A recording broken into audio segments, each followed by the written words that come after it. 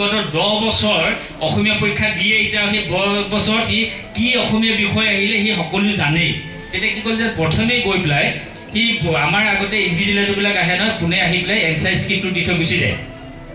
Answer স্ক্ৰিপ্টটো দিয়ে question পেপাৰখন পাছত দিয়ে।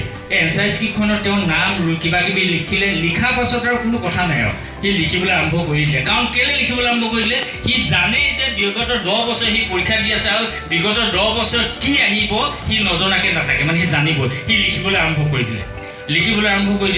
তেতিয়া ইজনে সিজনক সুধিছে, এখেতক মোৰ আগত কৈছিলোঁ, মই সুধিলোঁ তই ৰচনা লিখিলোঁ বোলে।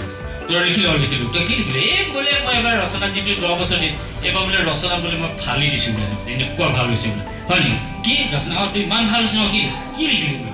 নাই বোলে এবাৰ মই গৰুখন বোলে একদম ফালি দিছোঁ বুলিছোঁ। গৰু মানে ফালি দিছোঁ, কাৰণ বিগত 10 বছৰ গৰুৱে আহি আছিলে।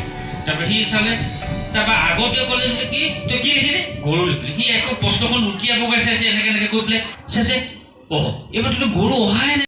আয়োজন কৰা দিন ৰাতি এক কৰি দিছে জিলাৰ বিষয়ববীয়াসকল। গতিকে আমাৰ কৰৰ ৰবিদাস ধন্যবাদ। ইয়াৰ পিছতে আমি আমাৰ ইচ্ছা আছে যদি কলেজখনত পঢ়াৰ, তুমি সেই কলেজখনৰ ৱেবছাইটটো খুলিবা, তাতে চব ডিপাৰ্টমেণ্টবোৰৰ ডিটেইলছ থাকিব। তুমি যিটো ডিপাৰ্টমেণ্টত তুমি যিটো ছাবজেক্টত পঢ়িব খুজিছা সেই ডিপাৰ্টমেণ্টছটো তোমালোকে তাত চাবা, চাই তাত দেখিবা তোমালোকে তাত ডিগ্ৰী